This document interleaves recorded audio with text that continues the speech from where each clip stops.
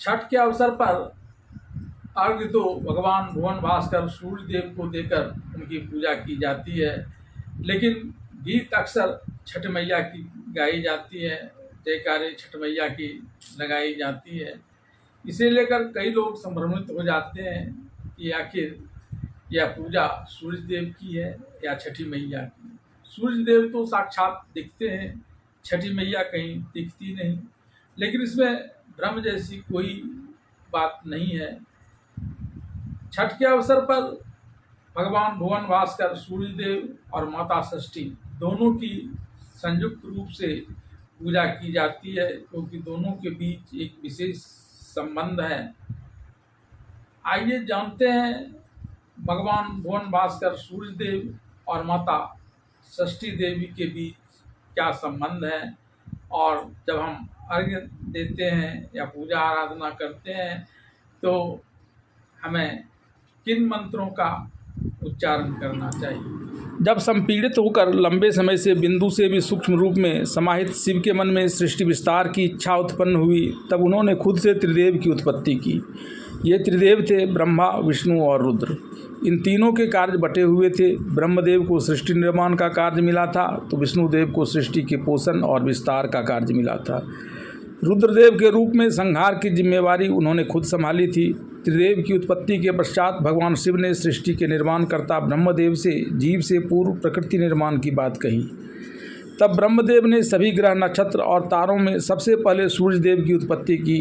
इस क्रम में ब्रह्मदेव ने प्रकृति के छठे अंश से षष्ठी देवी का निर्माण किया। इस रूप से सूर्यदेव और षष्ठी देवी दोनों भाई बहन हुए। छठ में इस रूप में ही सूर्यदेव और षष्ठी देवी दोनों की संयुक्त रूप से पूजा आराधना की जाती है।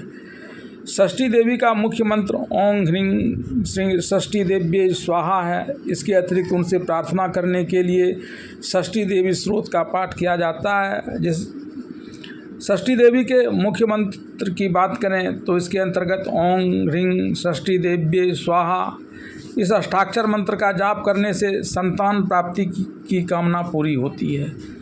महाकाला शक्ति के अनुसार षष्ठी देवी स्रोत, जिसमें कई अन्य तरह की मनोकामनाएं पूर्ण होती हैं। नमो देव्ये महादेव्ये सिद्ध्ये शांत्ये नमो नमः, शुभाय देवसेनाये षष्ठी देव्ये नमो नमः, वरदाय पुत्रदाय धनदाय नमो नमः, सुखदाय मोक्षदाय षष्ठी देव्ये नमो नमः। नमो देव्ये महादेव्ये सिद्धे शांत्ये नमो नमः, शुभाय देवसेनाय षष्ठी देव्ये नमो नमः। धनं देहि प्रियांग देहि पुत्र देहि सुरेश्वरी, धर्म देहि यशो देहि षष्ठी देव्ये नमो नमः। भूमि देहि प्रजा देहि देहि विद्या सुपूजिते, कल्याणं च जयं देहि षष्ठी देव्ये नमो नमः।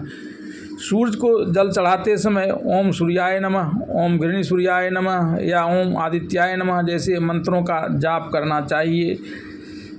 इसके अलावा गायत्री मंत्र से भी सूर्य का जाप करना चाहिए। ओम भूर्भुवः स्वः तत्सवितुर्वरेण्यं भर्गो देवस्य धीमहि धियो यो न प्रचोदयात्। इसके अलावा सूर्य गायत्री मंत्र ओम आदित्याय विद्महे दिवाकाराय धीमहि तन्नो सूर्यो प्रचोदयात्, और सूर्य सहस्त्रांश मंत्र अहि सूर्य सहस्त्रांशो तेजो राशि जगतपते अनुकंपाये मांग भक्त्या गृहणार्धाय दिवाकरः।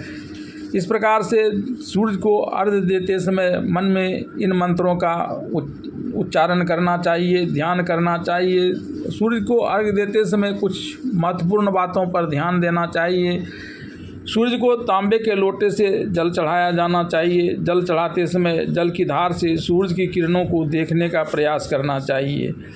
आमतौर पर सूर्य को अर्घ्य देते समय मुख पूर्व दिशा की ओर रखना चाहिए। जल चढ़ाते समय मन में सकारात्मक विचार रखना चाहिए।